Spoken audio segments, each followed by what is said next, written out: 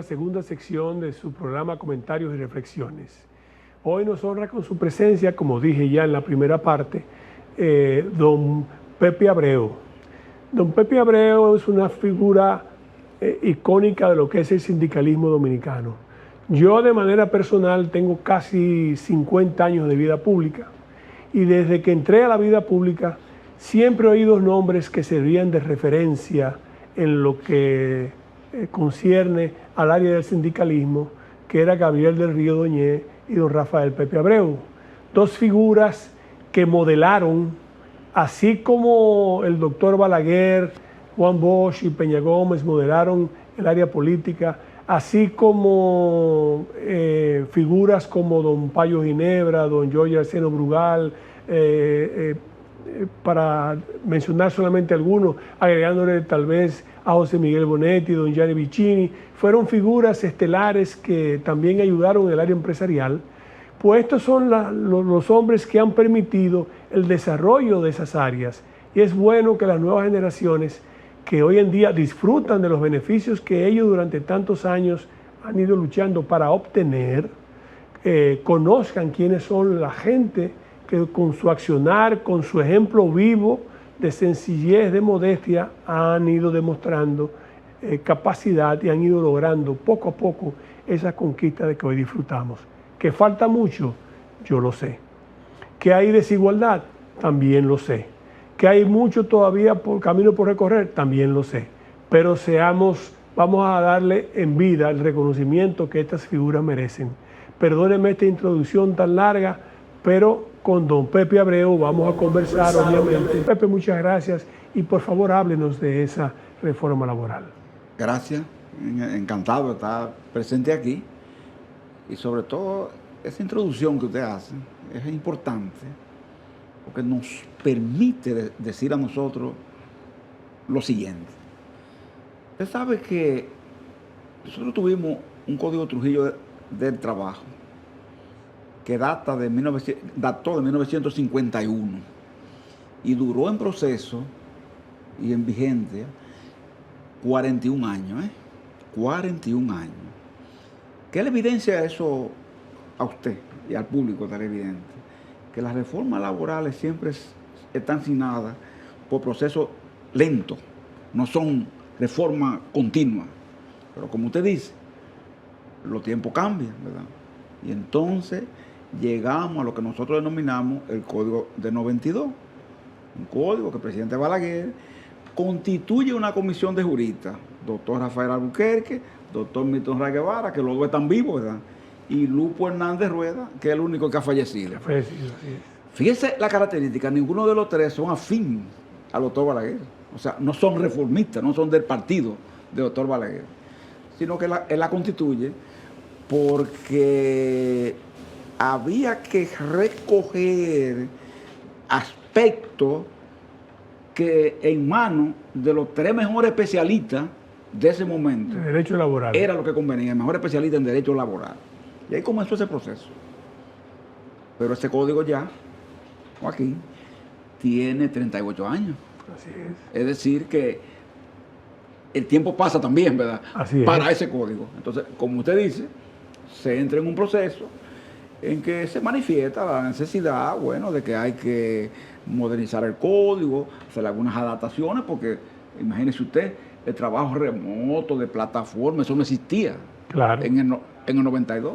El trabajo era directo, ¿verdad? Y demás, no había ese tipo de trabajo. La uberización de trabajo no se conocía como se conoce hoy. Entonces, uno de los temas que se hizo en esta reforma fue precisamente incorporar ese tipo de labor al código, para que los trabajadores de esa área estén protegidos, pero no solo los trabajadores, sino para que los propios empresarios también tengan garantía, tengan un referente legal con la incorporación al código de ese trabajo de plataforma. O sea que además ayuda a formalizar el trabajo. Ayuda a formalizar y por tanto fortalece el sistema de seguridad social. Que es lo otro, que muchas veces la gente no ve eso. No se conecta. Una cosa también es condigna a la otra, entonces, ¿verdad? Entonces, se hace, por ejemplo, algo, le estoy comenzando como es más de atrás para adelante, le estoy comenzando. se ve el régimen de la trabajadora doméstica, que usted sabe que data también del Código Trujillo. Así es. En el Código de 92 se hacen algunos avances y se le concede a la trabajadora doméstica el derecho, por ejemplo, a la regalía pascual. No estaba consignado, sí. Y se le concede el derecho a vacaciones. Esos dos derechos. No se le concede, para que estemos claros, la cesantía laboral, el preaviso, como si fuera una empresa normal. No, sí, porque otro tipo, otro régimen. Esos dos derechos, distintos, con otro régimen. Pero también el tiempo pasa y mundialmente la Organización Internacional de Trabajo conoce e incorpora a las legislaciones mundiales el tema del convenio 189. Y República Dominicana lo suscribe, ¿verdad? Cuando un país suscribe un convenio, pues se convierte, ¿verdad?, sí, en parte de su legislación. ¿Y qué se establece entonces en esta modificación que se hace? Se establece un régimen que lo único que incorpora nuevo, para que estemos, ¿verdad?, precisos en esto, es definir que la trabajadora doméstica debe tener derecho a un mínimo referencial. Ni siquiera se pone monto, ¿verdad? Se dice un mínimo referencial. ¿Por qué?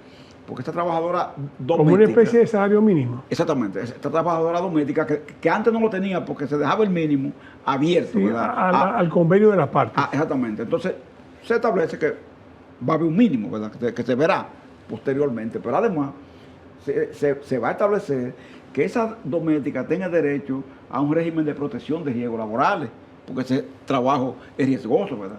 Se establece además que va a tener derecho a incursionar en un régimen de salud.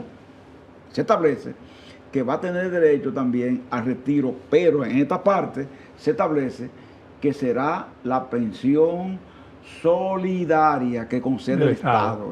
No es que el dueño de la casa va a tener que... No. La solidaria que el Estado provee. Pero además, aquí es importante decirlo, no se le conceden los derechos a la doméstica como a un trabajador normal que conocemos, ¿verdad que sí? Si no se le concede, por ejemplo, el trabajo de la cesantía, el tema de cesantía no se incluye, porque se les reconocen derechos normativos, pero limitados, ¿te entiendes? Para normalizar ese trabajo. Entonces, eso también se incorpora en esta reforma. Y se incorporan tres cosas que son muy importantes, Joaquín y Ricardo. Una de ellas es que usted sabe que en el código que tenemos actualmente, ¿verdad?, que se quedó atrás en ese aspecto, hay un régimen que prácticamente todo lo diferendo que se presenta entre un trabajador y un empresario lo judicializa. No da espacio a la conciliación. A la conciliación. Usted, que es un hombre de conciliación, yo también, somos partidarios siempre de que a los espacios de conciliación se le conceda, ¿verdad?, una oportunidad. Entonces, ¿qué se hace ahí? Se modifica la estructura de los tribunales de trabajo para crear lo que se denomina la sala del juez conciliador. Ese juez, Joaquín, no interviene en el conflicto, en el tema de fondo, no interviene. Al fondo. Es lo único que dice, ¿cuál es el diferéndum entre ustedes? Esta cosa, aquella. No, pues yo voy a proponer una vía de solución, pero va a tener cada parte, o sea, la parte empresarial y la sindical, por ejemplo, o la representación del trabajador, va a tener ahí lo que se llama un conciliador profesional. Se va a crear una escuela de la conciliación. Estoy explicando esto porque con el aceleramiento que esto va, a veces la gente no tiene las informaciones completas. O sea que hay la posibilidad de que cuando hay un conflicto entre un trabajador y una empresa, haya una sala de conciliación antes de entrar a judicializar al juicio de fondo. Usted sabe que nos evita eso. El alto gasto que tiene que hacer la empresa, ¿verdad? Claro. El tema de la jubilación, pero también ayuda al trabajador, porque el trabajador lo que quiere es celeridad en su conflicto, ¿verdad? Porque está buscando, por ejemplo, su prestación. Si va a buscar unas pretensiones de 20,000 o 25,000 pesos y pasan 5 años. ¿Usted entiende? Eso se devalúa, ¿verdad que sí? Entonces, se hace este esfuerzo y se crea ese espacio en esta reforma, que eso muchas veces usted usted ve que mucha gente no lo dice, pero esto es lo que hay que decir. Otro aspecto que se crea además. Usted sabe que aquí hay un tema de la tipología de los horarios. Usted sabe que los horarios, por tradición, en nuestra nomenclatura laboral y demás asuntos, son temas que se heredan. Usted sabe que la lucha por el horario fue la lucha primigenia, del movimiento obrero internacional, ¿verdad? 1 de mayo de 1886, lo que pasó. Primigenia, claro que eso viene de ahí. Bueno, entonces se dice, se ha dicho, ¿verdad? Que sí, que con los cambios en la economía, muchas modalidades horarias no son adaptables. ¿Usted se fija? Sí, los tiempos, porque el tiempo cambia. Entonces, muchas veces, inclusive, ahora mismo yo venía de una empresa donde la gente llega a un acuerdo entre ellos mismos. Yo voy a librar tal día y tú libras tal día, ¿verdad que sí? Pero otro dice, no, yo voy a trabajar el sábado, pero llegué a un acuerdo con mi patrón para que me libere el próximo sábado. ¿Usted se fija? Bueno, y ahí, esos son pactos, ¿verdad? Acuerdos que se dan, que inclusive no intervenimos nosotros y no están necesariamente expuestos en el código. Entonces, ¿qué se hace en esta reforma también? Se deja un marco referencial general, legal, pero se plantea a las partes como en facultad de lograr entendimiento particulares. O sea, lo que hace es que lo legaliza, ese entendimiento que hasta ahora lo legaliza, porque si no lo legaliza, pues es sujeto de cualquier interpretación. O demanda, ¿verdad? Pero se legaliza también. Ese otro paso trascendente que muchas veces, que usted no lo ha visto que lo hablan, pero está ahí.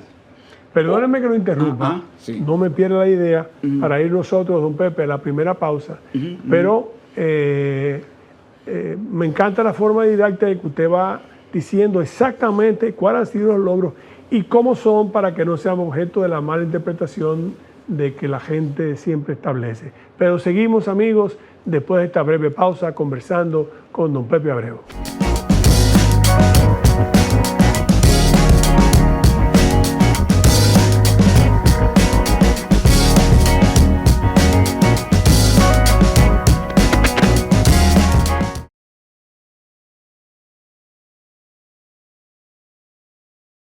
Ahora de la figura del presidente.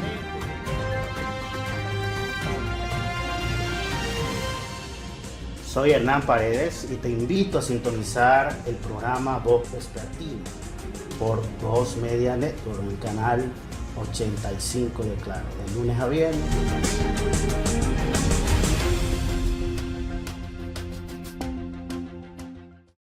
Descubre todo lo que acontece en la República Dominicana y el mundo con Noticiero TVN 24, un equipo de profesionales dedicados a mantenerte al día con las principales informaciones, de lunes a viernes a las 9:30 de la noche, solo por Voz Media Network.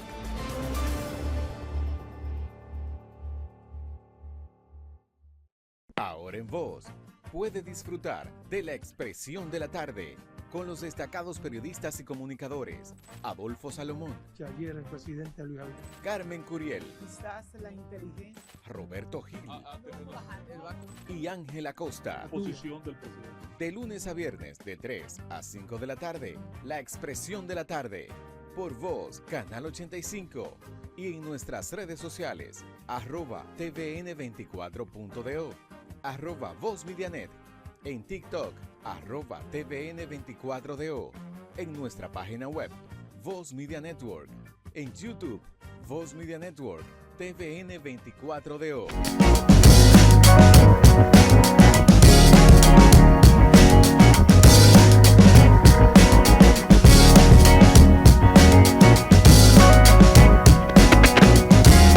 Cuando hablaba del régimen ya no solo de la doméstica, sino él estaba hablando del juez de la conciliación, de la importancia, y decía la importancia que se iba a tener, porque así no se judicializa el proceso, se le evitan costos tanto al empresario como al trabajador, que está esperando a lo mejor por una suma y mediante el proceso de judicialización de la situación, le tomaría tal vez 4, 5, 6 años que ya lo que viene a recibir se ha devaluado. Ahí lo interrumpí yo, usted seguía enumerando los demás beneficios que tenía. Precisamente paso ahora a uno de los más importantes y en que más insistieron los empresarios. Se refiere al tema procesal del código. ¿Por qué ellos insistieron en eso? Por un tema. Usted sabe que en el código se plantea que si una empresa recibe, por ejemplo, una condenación, vamos a suponer de 100,000 pesos, como garantía debe depositar el duplo de la condenación. Si son 100, 200,000. Debe depositarlo. Debe depositar, ¿verdad? Como garantía. ¿Qué pasa? Que los empresarios nos explicaban que muchas veces hay empresas medianas o pequeñas que no pueden, ese depósito le puede decapitalizar y crear un desequilibrio. Así es. Entonces, como mucha gente, usted sabe, son bastante diestros en truchimanería, judiciales y cosas, hacían hasta citaciones en el aire, cosas por ese tipo, porque además el código habla de 3 días, ¿verdad?, para que la empresa responda. Y si no responda, puede sufrir la consecuencia de un embargo. Y usted ha visto esos espectáculos que se dan con estos embargos temerarios, en un hotel, vamos a suponer, con turistas. Eso crea una actitud un de duda, de rechazo, claro. Y da deja ver como que no hay en el país seguridad jurídica. ¿Usted sabe? Bueno, se establece lo siguiente. Mire, no es el duplo, es el monto de la condenación.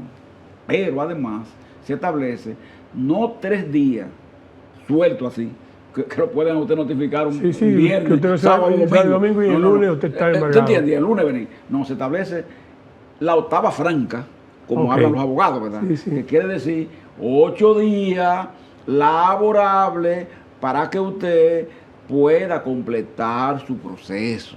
De ese modo nos evitamos que las empresas, aprovechando algunas debilidades procesables, puedan en un momento determinado, ¿verdad?, crear un tema a una empresa que termina perjudicándonos a ambas partes, porque en definitiva a nosotros no nos interesa el cierre de una empresa, ni la desaparición, o aquí. ¿Qué es lo que nos interesa a nosotros? Que haya más empresas para que haya más competencia, más inversión. Esto es lo que le da vida a la actividad sindical. Bueno, pues ahí también se consignó esa situación y está planteada. Entonces, uno dice, ¿verdad? Uno dice, señores, hubo también la aprobación de un día más en el concepto de las vacaciones. Mucha gente dice, pero eso no es nada. Sí, lo que pasa es que el que lo dice no calcula como calcula el empresario. El empresario no calcula un día de vacaciones. Él calcula lo que significan las vacaciones para el monto de su trabajador en el conjunto. Y qué significa un día para cada uno, ¿verdad? Cuando cumpla las vacaciones. Cuando se habla de la licencia de paternidad, que se aumentaron 4 días. ¿Y qué significa eso? Hermano, eso significa ir sembrando la base para el tema de la paternidad responsable. Es un tema que está en boga. Que además es un tema social. En el mundo entero es un tema social, ¿verdad que sí? Es un tema social porque hace que nosotros los hombres, que muchas veces entendemos que la responsabilidad es de la madre, solamente. La madre, yo no tengo que ver, yo que tengo que llevar la leche, pero ella que tiene que resolver eso. También asumamos, ¿verdad?, responsabilidades. Entonces, como usted ve, es verdad, el tema de la cesantía quedará para otro momento, pero no quiere decir que no haya habido una reforma que fue la posible, pero que en definitiva es un paso más de avance, porque gente como usted y como yo tengo 73, usted tiene 72. 72 para 73. Yo creo que por la vida que hemos tenido, también nos hemos acostumbrado a entender que muchas veces usted tiene que dar paso de referencia, pequeño, etcétera, etcétera, poco a poco. No puede pretender en ocasiones dar salto, ¿verdad? Salto, porque en ocasiones cuando usted da esos saltos estremecedores, extremos y demás asuntos, el balance al final no es el más justo. Así es. No, y como dice, es un refrán, un aforismo oriental, una gran marcha se inicia con un primer paso.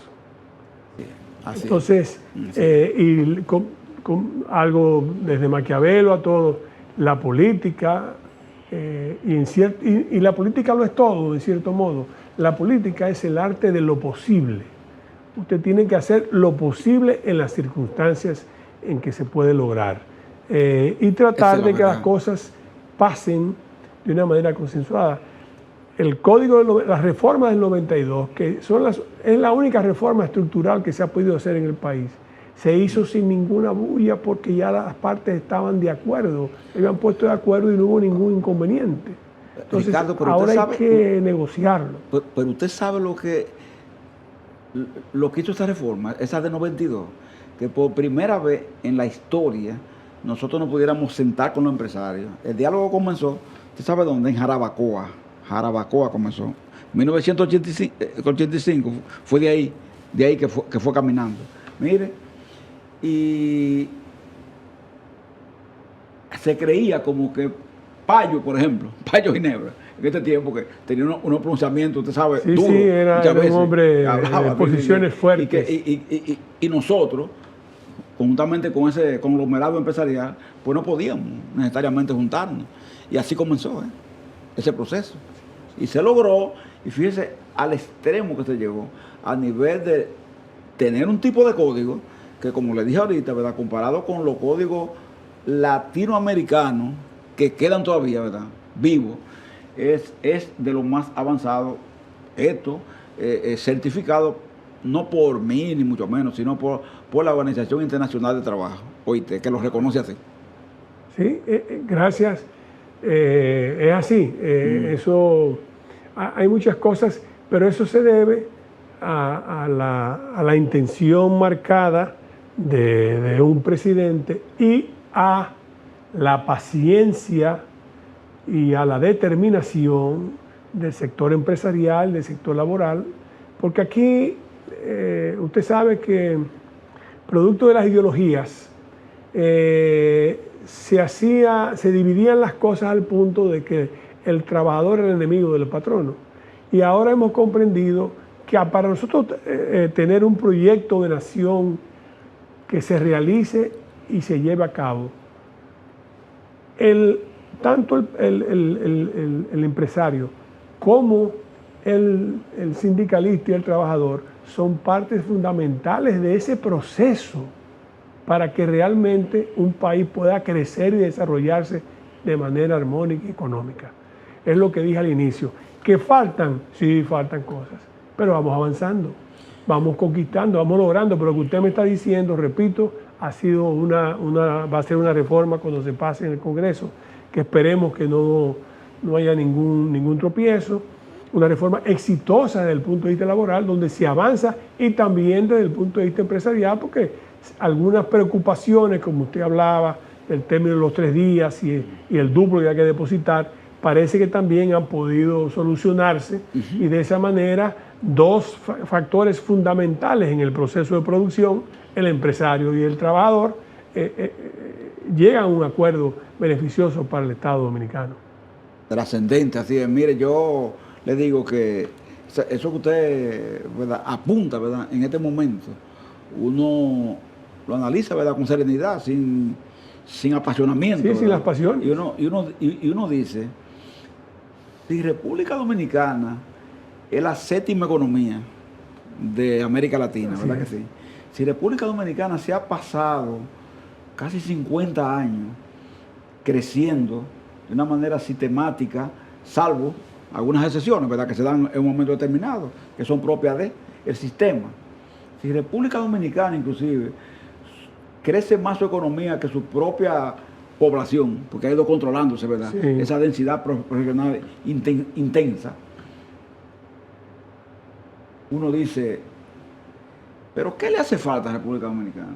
Y hace falta lo que usted está diciendo, saber que tenemos un compromiso, la gente como nosotros. ¿Cuál es el compromiso? Contribuir a reducir las distancias sociales, claro, contribuir a una distribución más justa del ingreso, ¿verdad? Claro. Eso necesitamos hacerlo.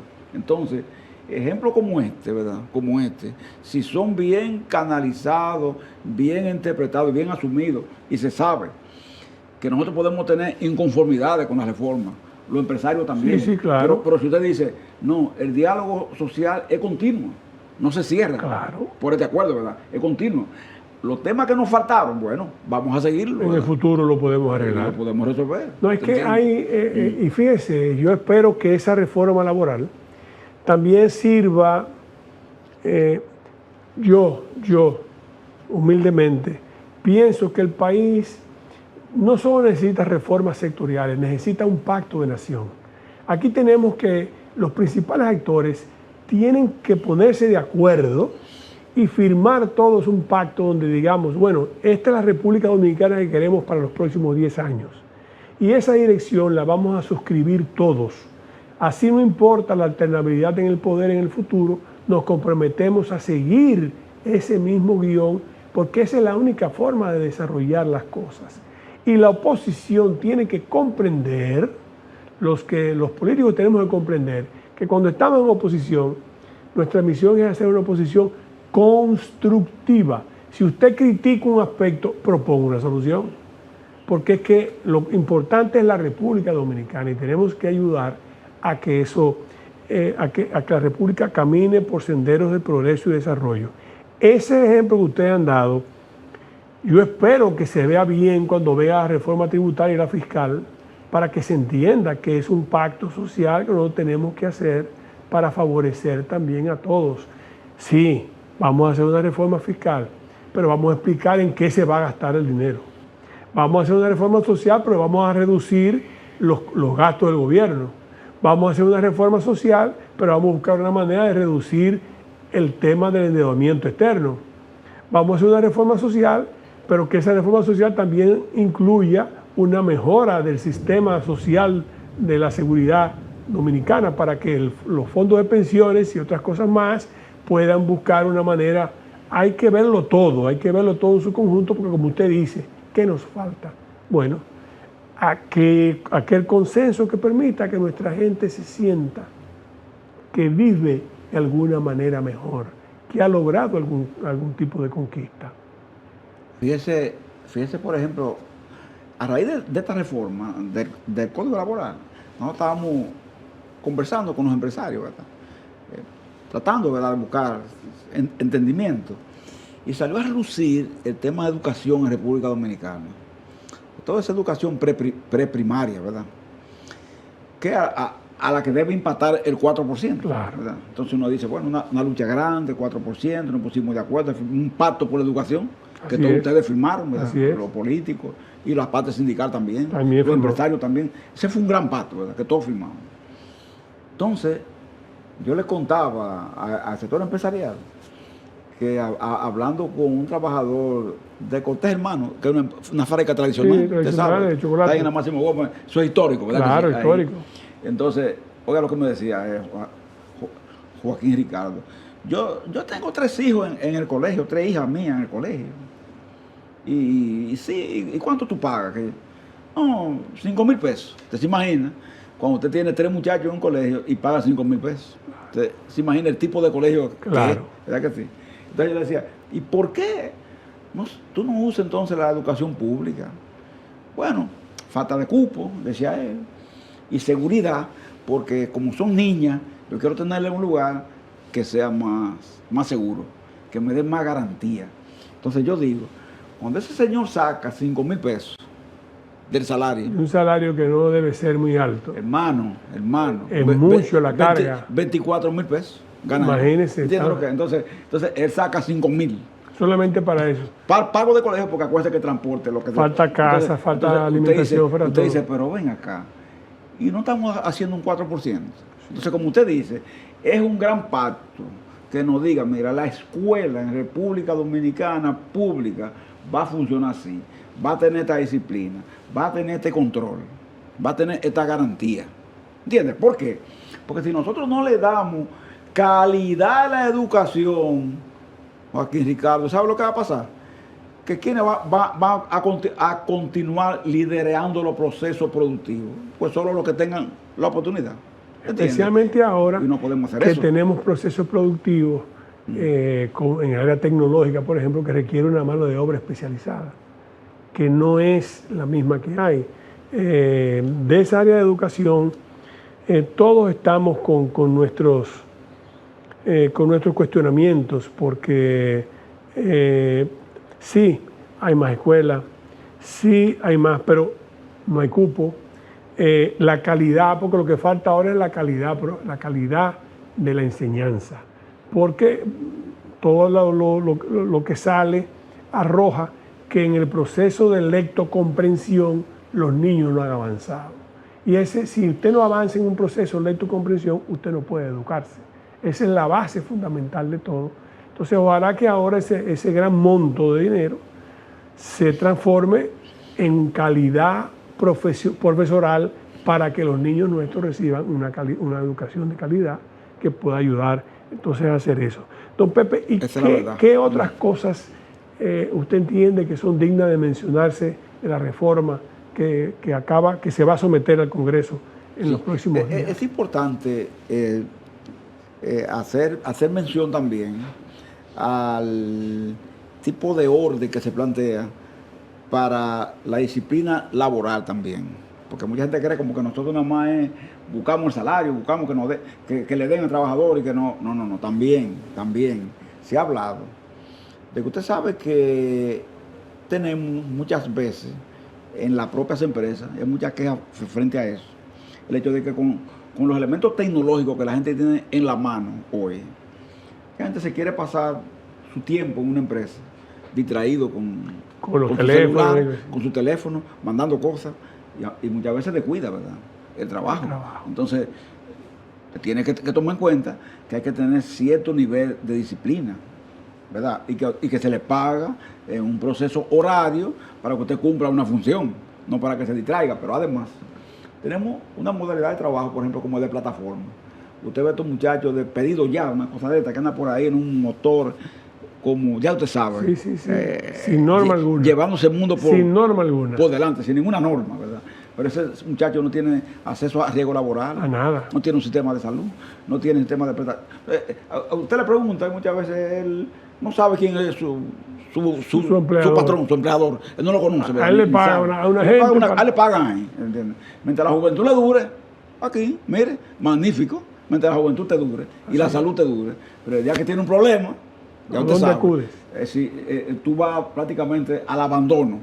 Entonces, se planteó en eso registrar ese tipo de trabajo también, registrarlo para garantía, porque muchos empresarios han tenido muchísimos problemas con demanda, entonces, en tribunales, como consecuencia de que mientras no pasa nada, ¿verdad? Claro. Pero cuando pasa algo, entonces la consecuencia la paga el afectado, pero también el empresario, ¿verdad? Claro. Para que trabaja, con la característica de que como es un régimen disperso, no registrado, entonces el costo de un litigio de esta naturaleza es peor. Usted tiene que demostrar, ¿verdad que sí?, que tiene un vínculo con esa empresa. Y la empresa, usted sabe lo que quiere demostrar, que no tiene vínculo con usted. ¿Usted entiende? O sea que hacen como algunas otras instituciones poderosas que no mencionamos, que crean empresas que la desligan de su propia empresa como una empresa independiente para que sea lo que subcontrate a esos trabajadores. Y te contratan un subcontratado, el otro contratado. Otro tema que interesantísimo que hay que decir. Mire, usted sabe que en el código nuestro, el código actual, ¿verdad?, Código Balaguer, diríamos así porque le dijimos Trujillo al otro, ¿verdad? Así es. Bueno, hay una figura que se refiere a los contratos de extranjería o nacionalización del trabajo. Entonces, en ese código se establece la famosa fórmula del 80-20. Es decir, de cada 100 trabajadores, el 80% debe ser dominicano. Se puede contratar un 20% extranjero. Recuerde que eso se hereda, no de ese código, sino del código Trujillo, del anterior, porque acordémonos que nuestra única industria era la azucarera. Prácticamente, ¿verdad? Claro. Entonces se decía que excepcionalmente, para el caso de la industria azucarera, esa fórmula podía variarse, ¿verdad? ¿Por qué? Porque los braceros que venían eran haitianos, eran hasta de Sanquí, los cocolos, ¿se acuerdan, verdad? De esa parte. Bueno, ¿Qué está pasando ahora en la actual situación? En base a esa ley, ocurre que ya no, que el tema no son los haitianos, sino que empresas de esas que subcontratan, que recontratan, que a veces 3 empresas, una suple personal, otro le paga, otra es quien lo supervisa. Bueno, una locura muchas veces. Traen, cuando hay trabajo calificado, acudiendo a ese expediente, si es por ejemplo para un trabajo de soldadura de alto régimen, ¿verdad que sí? Traen técnicos de México, de Colombia, de España, de Venezuela, y el técnico dominicano, oiga bien, se queda desplazado del trabajo, y cuando usted va a la empresa le dice, no, pero espérate, yo estoy cumpliendo el 80-20, porque yo tengo aquí solamente tengo 10, un 10%. 10 extranjeros, de verdad que sí, aquí, pero esos 10 extranjeros son los que están haciendo ese trabajo calificado.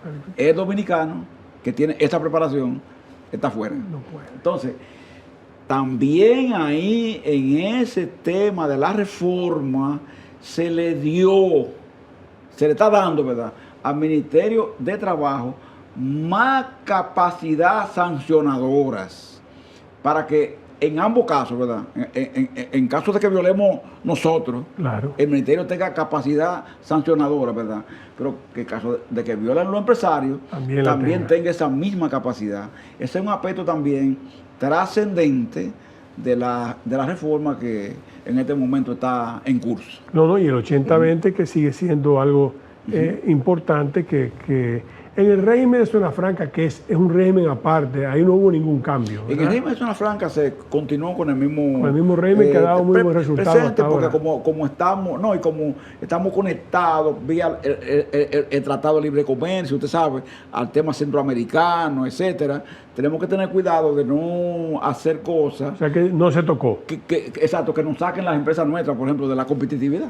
No, que claro, se da, ¿verdad?, con las hondureñas, las nicaragüenses, la guatemalteca. Por eso le pregunté, como es un régimen especial. Entonces no entramos mucho ahí, no en esa parte.